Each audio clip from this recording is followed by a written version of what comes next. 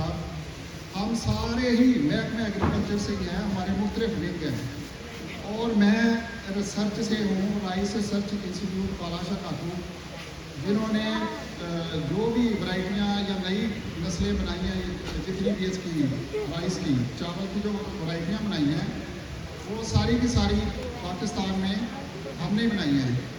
अल्हम्दुलिल्लाह हमारी वैराइटीज़ आप सारे वेल अवेयर हैं क्वालिटी वाइज, पैदावार और सब, और नई जो वैरायटियाँ जो हैं वो मैं उनका भी तारफ़ आपको कराऊँगा थोड़ा। तो सबसे पहले मैं आपको जो नई वैरायटियाँ हैं उनका बता दूँ जी। प्रोग्राम खत्म हो गया तो बस खाण पीने वाला बंदोबस्त होने लगा, बंदे अपने बह गए ने। रायता आ गया जी पहले ना मगरों का मामे घुट पा रहे हैं भरा एक और नहीं दे विच मैं भी मामे पा दे बिरयानी। अज तो बिरयानी नहीं थी बची, ਹੋਰ ਆ ਜਾਂਦੀ ਹੈ ਭਾਈ। हेलो।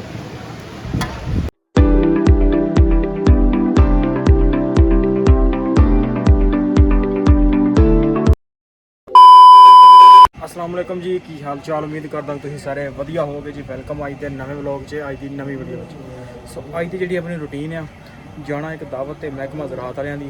सो चलदे आ, तुहानूं इंजॉय भी करने आ, तां अच्छी चीज़ां आपां नूं सिक्खण नूं मिलणगीਆਂ अज, ਜਿਹੜੇ ਬਿਮਾਰੀਆਂ ਨੇ ਉਹਨਾਂ ਦੇ ਮੁਤਲਕ ਵੀ ਉਹ ਗੱਲਬਾਤ ਕਰਨਗੇ। ਸੋ ਚੱਲਦੇ ਆ ਤੇ ਚੱਲ ਕੇ ਹੱਦੀ ਹਾਲ ਦੇ ਵਿੱਚ ਅਰੇਂਜਮੈਂਟ ਕੀਤਾ ਉਹਨਾਂ, ਚੱਲਦੇ ਆ ਤੇ ਤੁਹਾਨੂੰ ਇੰਜੋਏ ਕਰਾਉਂਦੇ ਆ। ਸੋ ਜੁੜ ਕੇ ਰਹਿਣਾ ਦਾ ਵਲੌਗ ਪੂਰਾ ਵੇਖੋ। ਆਓ ਜੀ ਪਹੁੰਚ ਆਏ ਆ ਰਾਤੀਆਂ, ਚਲੋ ਬਵਾਮ ਪਹੁੰਚ ਚੁੱਕੀ ਆ। ਸੋ ਆਪਾਂ ਵੀ ਚੱਲਦੇ ਆ, ਵੱਲ ਸਾਹਿਬ ਵੀ ਨਾਲ ਨੇ। ਬਿਸਮਿल्लाहिर रहमानिर रहीम। يا أيها الذين آمنوا اذكروا الله ذكرا كثيرا وسلام عليكم وملائكته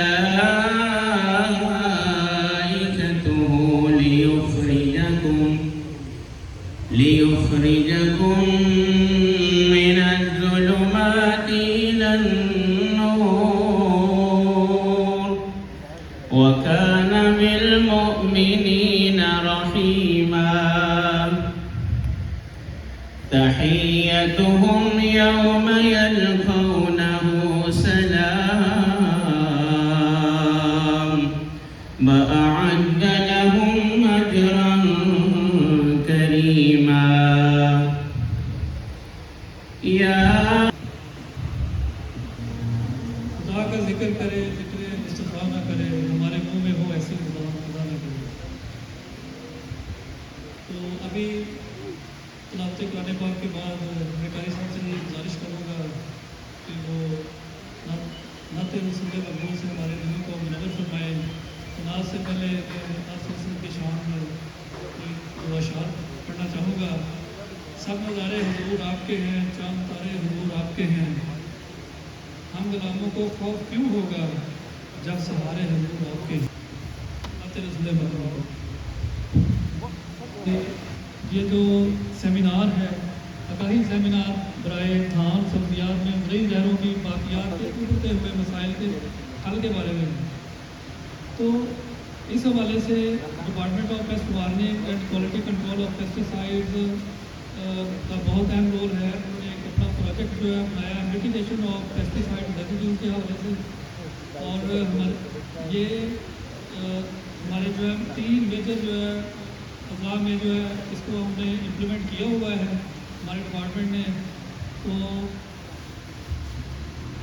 अगर हम चावल की बात करें तो चावल जो है पाकिस्तान जो है चौथा जो है बड़ा मुल्क है एक्सपोर्टर जो है दुनिया के अंदर, और तकरीबन 60 ममालिक के अंदर जो है हमारा चावल जो पाकिस्तान का है वो जाता है, और इनमें यूरोपियन यूनियन भी शामिल है। और पाकिस्तान तकरीबन 400 बिलियन अमेरिकी डॉलर जो है वो इससे ज़र-ए-मर्रा जो है कमाता है। और इस हवाले से क्योंकि अब यूरोपीय यूनियन ने अपने कवानीन जो है बहुत ज़्यादा सख्त कर दिए हुए हैं, तो इस हवाले से जो है गवर्नमेंट ऑफ पंजाब जो इस पर उन्होंने स्ट्रिक्ट एक्शन लिया हुआ है कि ममनूआ ज़रिया अद्वियात को जो है हम इसको रोकें, चावल के ऊपर इसको सफ़ेद ना होने दें। तो इस हवाले से department of agriculture, paste farming and quality control of pesticide ने अपना एक प्रोजेक्ट बनाया, मिटिगेशन ऑफ पेस्टिसाइड रेजिड्यूज। तो उस हवाले से तमाम स्टेक होल्डर को साथ लेके चलते हुए, जिनमें जो है एक्सटेंशन डिपार्टमेंट शामिल है, रिसर्च डिपार्टमेंट शामिल है, और क्रॉप लाइफ है, पीसीपी है, राइस एक्सपोर्ट एसोसिएशन पाकिस्तान का डिपार्टमेंट है। तो इन तमाम स्टेक होल्डर को साथ लेके जो है हमारा डिपार्टमेंट जो है ये प्रोजेक्ट चला रहा है, और बड़ी कामयाबी से हम इसको जो है लेके जा रहे हैं आगे। तो इस हवाले से जो है मुख्तलिफ जो है डिवीज़न के अंदर राइस की कमेटीज़ बनाई गई हैं, और मुख्तलिफ मार्केट के अंदर रिकमेंडेड पेस्टिसाइड और प्रोहिबिटेड पेस्टिसाइड के जो है पैराफ्लेक्सेस जो है वो लगवाए गए हैं। तो इस हवाले से इस जो प्रोजेक्ट की जो है कारकर्दगी मैं आपको बता देता हूँ कि ये जो मेगा सेमिनार है ये भी इसी का एक हिस्सा है। तो अभी तक जो है 310 मेगा सेमिनार इस तरह के हो चुके हैं। तो और उसके अलावा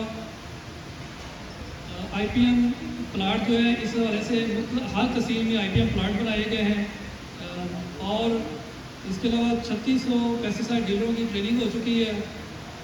और इसके अलावा ट्रेनिंग में जो है एमआरएल के हवाले से, पीएचआई के हवाले से, पोस्ट हार्वेस्ट इंटरवल इसको कहते हैं, वक्फा कदर बर्दाश्त के हवाले से, और रिकमेंडेड पेस्टिसाइड और प्रोहिबिटेड पेस्टिसाइड के बारे में जो है ये ट्रेनिंग दी जा चुकी हैं।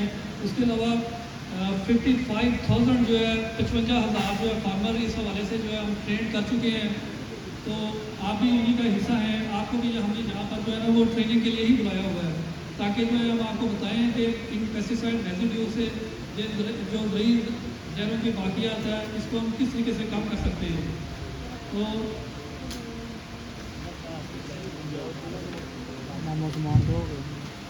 इसमें जो है जो कोर एरिया जो है इस प्रोजेक्ट का जो है उसमें लाहौर, गुजरांवाला और गुजरात जो है ये रीजन शामिल है।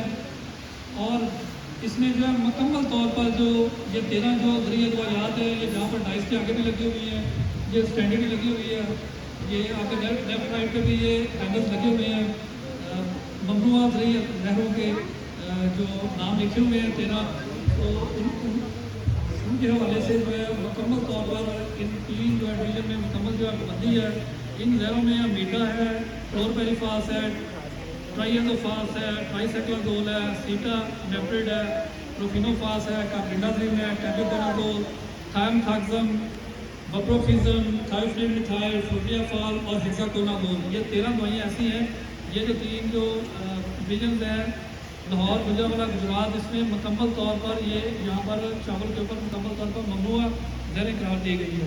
उसके अलावा जो है बाकी जो जितनी भी डिवीजन और अजला हैं तो उस हवाले से जो है बड़ी सख्ती से कंपनीज़ को ये डायरेक्शन दी गई है कि वो लेबल के ऊपर लिखें कि ममनुआ ज़रई अदवायात बराए धान, कि ये धान के ऊपर जो है ये ज़रई अदवायात जो 13 अभी मैंने आपको नाम बताए हैं कि ये आपको उन पर ये लेबल छोटे छोटे हमने तमाम लगवाए हैं, कंपनी से लगवाए। उसके अलावा जो है हमारे जो जितने भी इंस्पेक्टर्स हैं इन 3 डिवीजन्स के अंदर उन्होंने 17 जो है FIR लॉन्च किए हैं। जो ज़िम्मेदारान हैं उनके खिलाफ 17 FIR की हैं और 15 लोगों को जो है मौके से गिरफ्तार किया गया है। तकरीबन 8 लाख मालियत की जो दवाई है ये जो है कब्जे में ली गई है, गवर्नमेंट ने लिया उसको MM तक इसका साइज है। और उसके बाद जो है धान का टोका, ये हर बंदा इससे वाकफ़ है, इसको टिड्डा भी कहते हैं, ये खा के जो उनका नुकसान करता है। सबसे पहले जो है तने की सफ़ेद जो सुंडी है उसका परवाना सफ़ेद रंग का है, और इसके पेड़ के आखिरी हिस्से पर ना एक सफ़ेद रंग के बालों का गुच्छा होता है, ये इसकी पहचान है। और ये इब्तदाई दिनों में कसरत से नजर आते हैं, और इसका जो लार्वा होता है वो सफ़ेद होता है और सब्जी माइल सफ़ेद होता है, और तकरीबन 4 से 3 इसकी जो है नस्लें चलती हैं एक सीजन के लिए। ज़राअत एग्रीकल्चर पंजाब, हम सारे ही महकमे एग्रीकल्चर से ही हैं, हमारे मुख्तलिफ विंग हैं, और मैं रिसर्च से हूँ, राइस रिसर्च इंस्टीट्यूट बालाशाह खातू, जिन्होंने जो भी वैरायटियाँ या नई नस्लें बनाई हैं, जितनी भी इसकी राइस की चावल की जो वैरायटियाँ बनाई हैं वो सारी की सारी पाकिस्तान में हमने बनाई हैं। अल्हम्दुलिल्लाह हमारी वैराइटीज़ आप सारे वेल अवेयर हैं क्वालिटी वाइज, पैदावार और सब। और नई जो वैरायटियाँ जो हैं वो मैं उनका भी तारफ़ आपको कराऊँगा थोड़ा।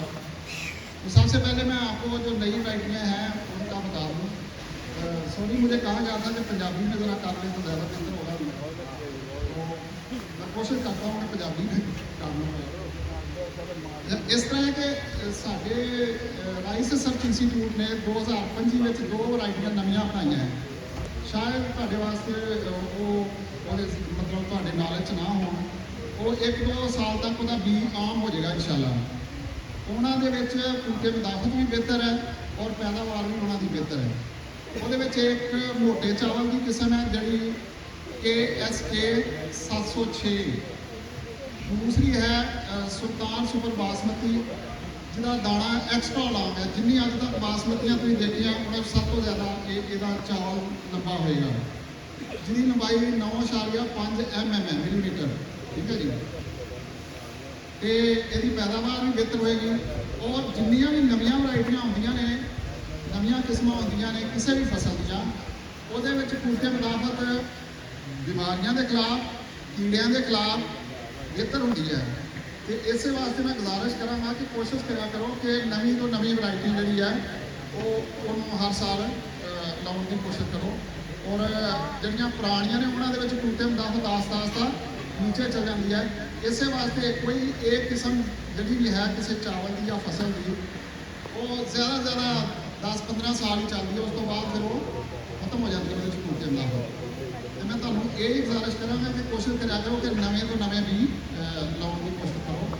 ਔਰ ਬੀ ਦੇ ਹਵਾਲੇ ਨਾਲ ਮੈਂ ਇੱਕ ਹੋਰ ਗੁਜ਼ਾਰਿਸ਼ ਕਰਾਂਗਾ, ਕਿਉਂਕਿ ਮੈਂ ਵੀ ਕਿਸੇ ਹੱਦ ਤੱਕ ਜ਼ਿਮੀਂਦਾਰ ਬੇਸਿਕਲੀ, ਔਰ ਇਹਦੇ ਵਿੱਚ ਇਹ ਹੈ ਕਿ ਮੈਂ ਜ਼ਾਤੀ ਤੌਰ ਤੇ ਜਾਣਦਾ ਕਿ ਜਿਹੜਾ ਕਿਸਾਨ ਬੀ ਆਪਣਾ ਰੱਖਦਾ ਨਾ, ਜਦੋਂ ਫਸਲ ਅੱਜ ਕੱਲ੍ਹ ਲੱਗੀ ਹੈ ਉਹਦੇ ਵਿੱਚ ਤੁਸੀਂ ਦੇਖਣਾ ਕਿ ਸਿਹਤਮੰਦ ਪੌਦੇ ਜਿਹੜੇ ਨੇ, ਜਿਹਨਾਂ ਨੂੰ ਅੱਛਾ ਫਲ ਲੱਗਾ, ਉਹਨਾਂ ਨੂੰ ਬਿਮਾਰੀ ਨਹੀਂ ਹੈ।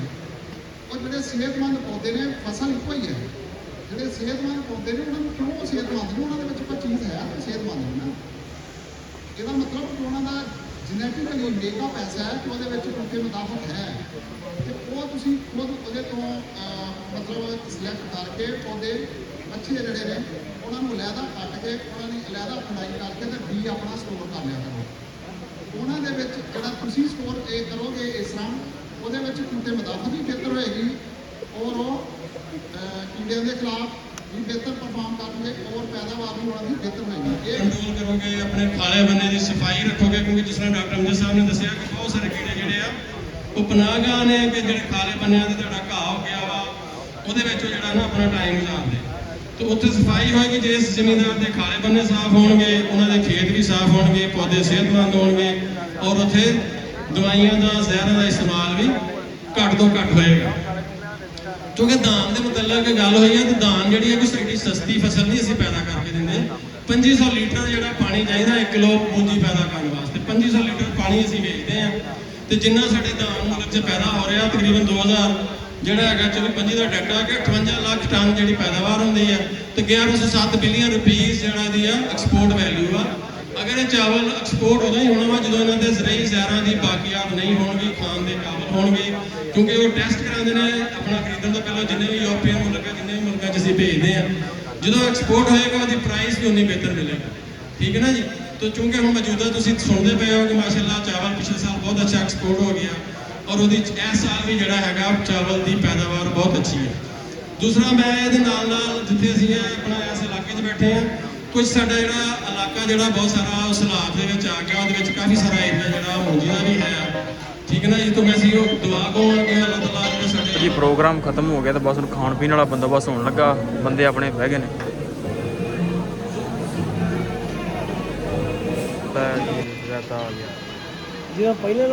मामे कुट पा रहे हैं ਭਰਾ ਵੇਖ ਹੋਰ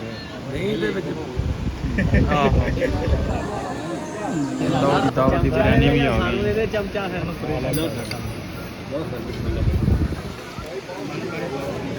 जोड़ पे बंदे सारे मामा रील बनाते, मामा आपकी भी बना के भी मामे पा दे बिरयानी। अज तो बिरयानी नहीं थी बची, ਹੋਰ ਆ ਜਾਂਦੀ ਭਾਈ ਹੋਈ। हेलो लो जी दावत तो आके घर तो हम करते इतने व्लॉग एंड। उम्मीद करना अज का व्लॉग तुहानूं चंगा लग्या होगा। ਕਾਫੀ ਇਨਫੋਰਮੇਸ਼ਨ ਚੀਜ਼ਾਂ ਸੀ ਜਿਹੜੇ ਮਹਿਕਮਾ ਜ਼ਰਾਅਤ ਵਾਲੇ ਨੇ ਸਾਨੂੰ ਦੱਸੀਆਂ ਨੇ। ਤੇ ਉਹ ਬਾਅਦ ਮੁੱਲੀ ਸਾਰੇ ਭਰਾਵਾਂ ਜਿਹੜੇ ਵੀਡੀਓ ਵੇਖਣਗੇ ਉਹਨਾਂ ਵਾਸਤੇ ਵੀ ਇਨਫੋਰਮੇਸ਼ਨ ਹੈ ਤਾਂ ਕਿ ਉਹ 'ਤੇ ਅਮਲ ਕਰਨ ਤੇ ਇੱਕ ਅੱਛੀ ਖੁਰਾਕ ਲੋਕਾਂ ਵਾਸਤੇ ਵੀ ਤੇ ਆਪਦੇ ਵਾਸਤੇ ਵੀ ਉਹਨਾਂ ਦੀ ਸਿਹਤ ਵਾਸਤੇ ਵੀ ਬੈਨੀਫਿਟ ਰਵੇ। ਸੋ ਕਰਦੇ ਆਪਾਂ ਇੱਥੇ ਵਲੋਗ ਦਾ ਐਂਡ। ਉਮੀਦ ਕਰਦਾ ਤੁਹਾਨੂੰ ਵਲੋਗ ਅੱਜ ਦਾ ਚੰਗਾ ਲੱਗਿਆ ਹੋਊਗਾ। ਜੇ ਚੰਗਾ ਲੱਗਿਆ ਹੋਵੇ ਤਾਂ ਚੈਨਲ ਨੂੰ ਕਰ ਲਓ ਸਬਸਕ੍ਰਾਈਬ, ਵੀਡੀਓ ਨੂੰ ਕਰ ਦਿਓ ਲਾਈਕ ਤੇ ਆਪਾਂ ਮਿਲਦੇ ਹਾਂ ਕੱਲ੍ਹ ਇੱਕ ਨਵੇਂ ਵਲੋਗ 'ਚ।